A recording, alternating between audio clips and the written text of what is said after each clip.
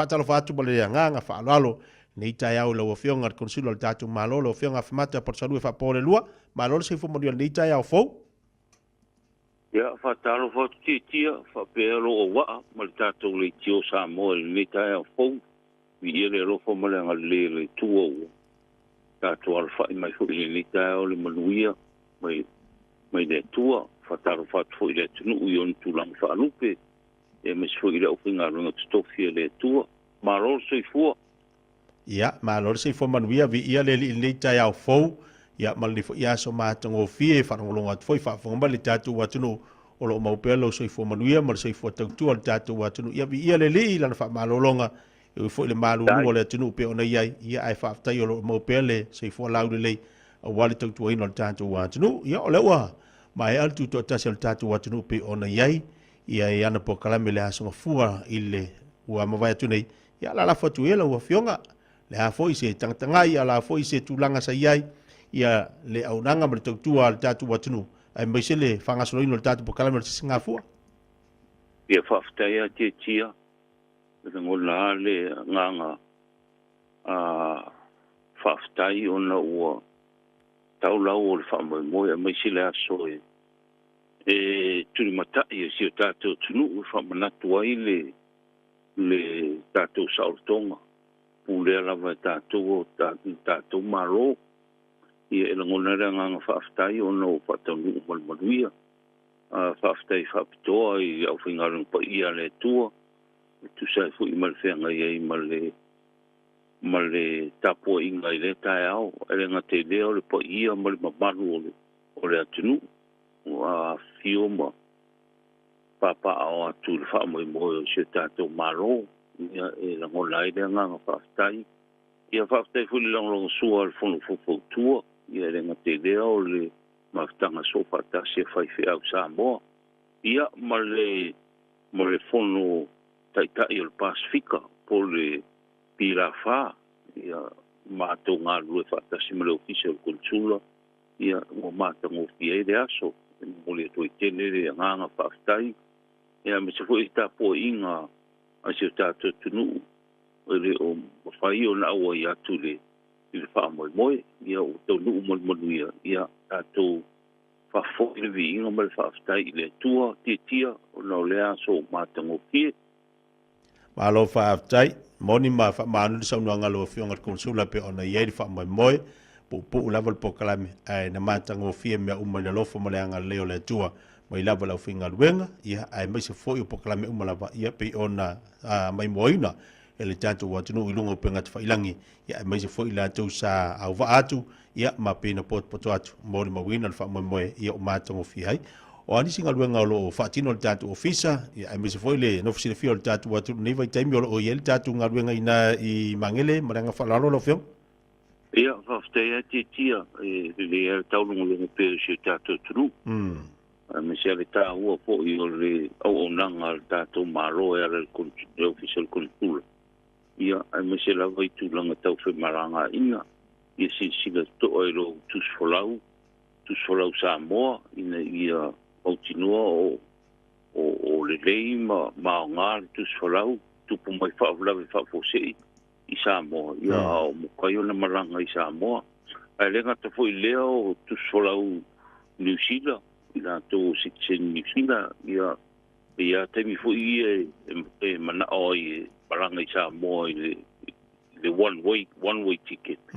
Ia ai ta wale o le stamp for the exception stamp. Ia mwhai e ona e aru le one way ticket. Ia na pule leo o le aso e te fo i mai ai. Ia a o ia le stamp le o isi wo expire la tu skola u New Zealand. Ia expire o solo New Zealand o no wingo o taunto e fa fo o male stamp le exemption stamp. Ia le ngata foi le o fa nga pele tu skola u Samoa. Ia te mi o mai le nga ala ia tu skola u na le stamp foi le maro New Zealand o ai o le tino fu mau nei. Então se le to ile tunu wa a fa fontus folau e mana o mi fonto foi o le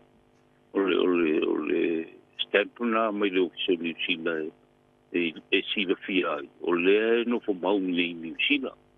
E o mena ta wai le mautinoa. Ora le le te solau e expire. Ia mai sia o nanga pio mi poti mai leo pe whanau, pe pamaliu, pe whaiwipo. Ia e mwhaina o ala tu mai I le tātou ofisa. Ia ma tausanga I Samoa mo le au mainga. Ia nisi po I o pa mo mga manao mia I si tātou tunu ni Zealand ia pe pa whapea. Ia pio o nanga masaniana o whengai ma le tātou ofisa. Ia le ia le si le fia tātou tunu le tāua. Ai mesia o pepa nei o pepa tāua maro ia I nei New Zealand o tātou pepa whanau ma tūlanga papena tūskolau. Ia pio o nanga na ia ai huiniti o whautuanga I tūlanga o le tautua am tā ngaro e ngare tātou maro. Ia o amanoa tātou ofisa mai se ia o te. Ia e tātou noa I tūlanga e mawhai e o nei te fisosoani ma tāo polo e whengai ma tātou manao mia e fisosoani malo le tātou tunu New Zealand nei. Ia malo whaarolo lava te tia. Malo whaftai esele mani ale vaenga le pana saunoa le wa whiongar konsula le taulongolongo. Ia mali whamanatu le tātou watinu. Ulanga o leo mai tawina to telefo ia nisi o kalisia o leo wa mata malanga I tūlanga o whunatanga. Ai maise nisi o mata upolo ieni tātou watinu. Lau whiongar konsula o lase tūlanga o lo ia tātou malanga fui ingalunga whawai whaul mole. Ia, a tonu e tāua te rera o sili. Ma o te seri tonu po I o loo maua mo ni whasali lau mai. E aro ma whanau se tātou tunu o loo ngaru e ai ngaru na whawai teimi po whiala wale tu o New Zealand. O na o le e mapua ma le tau whamanatu ma tau longo e a te la tu I tau tua nā I a wanoa o ala tō mau e malanga mai e Samoa. Tō tele I o aro fui ma whanau o tātou o loo Iei le visi whata tanu sarapo o tai o le oba marisipu wake e o lo manao. Maua ni awa noa whape nei. Ia, a whairau mōro awa noa tautua nā, ia whao ngāre leile awa noa. Mantua o tau ua ave fua o tātou tunu. E re tau ua so nuku po so I tu maro pe a ieni me tutupu. Ia, e a whaina I le ngāruenga whawaite. E tau a Samoa. E sile toa o Samoa. E re e mesela mai whengai I mga rue. Bele te talo tua I whautua tautua nā ia wanoa o tuina mai. Ia whaonga te tau ma whaonga re rei pēnu tu uai ai. Ia wale tina e ina o nei o tu ainga. Ia tautua nā fo I o tātou ainga. Ia tau ainga I New Zealand nei. Ia tula whono lo rima teita ina ia whale apitanga o lo nofo ia. Ia la o whainga ruenga. Ia sila toa ia ia me se lava le mele o le atu a siasi ma watu mo me o pia ma tūlanga papena e re whatanga ina I tono o le lotoa o no fwai le o whainga ruenga e tauan sila toa fo I tūla fono o company o lo whainga ruenga ia tātou whanau nei sila toa ia o telefaro lave o stupu mai ia ono o ainga se siatu ia avatu ia ava marosi matulanga whapena ele ngata foi le o tu nisi mo moe ai o ia matulanga whapena e stupu ia vesinga ia mapara vela ia ma a whaina e tau leo se tātou tunu ia mai se le pōkarame o le tu alalo tu lava le tātou official consul nei I alo ma whanau o lo I eire sui o Samoa o lo o ngalue e whai sotai. Ia mesu I le komisino patau inga le to whai awa tu I apete ia o lo o lalo wa inga I le wa inga o le au palanga mai ngā roi ma whawai teng. Ia tautua nā ma au tau ia whao ngā te tau le amanoa ma ia pūlea tu sai ma pūlea au tau a mio ia tu sai ma le no whai I nei tunu o lo whengai mga ruenga. E maroa ngā rue, whaftai le whamau popo e mese le aro lofa I nei o tātou ainga i o tō ainga i Samoa. Ia pio se tara lea titia tualalo toi pea i le i ai la tōro o rea mano e ngā lue whawai teimi i New Zealand nei, maro whaaro la. Ma lo whaftai tele lava o isia vaenga o lo mawhai o na whaasoa i pea, ia mawhai fo i ona fsosani mani o tātu tangati o mai ngalunga whawai teimi.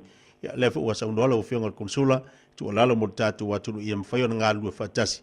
Ma osa maponga, ia mamu o whaisi ai mo i lātu o malanga mai, ina i mawhai o na fsosani mo lātu whainga malanga. Ai whaftai tele lava lo whionga konsula, o lei tai au, ma lefa noa, o whaintu ina mai, i lunga o tātu po kalame. Ia manuia tele, ia tiu te whai mga luenga, whaonia fo i lea tua i whaivalo filima pe ora wala wina i le tātou mālo.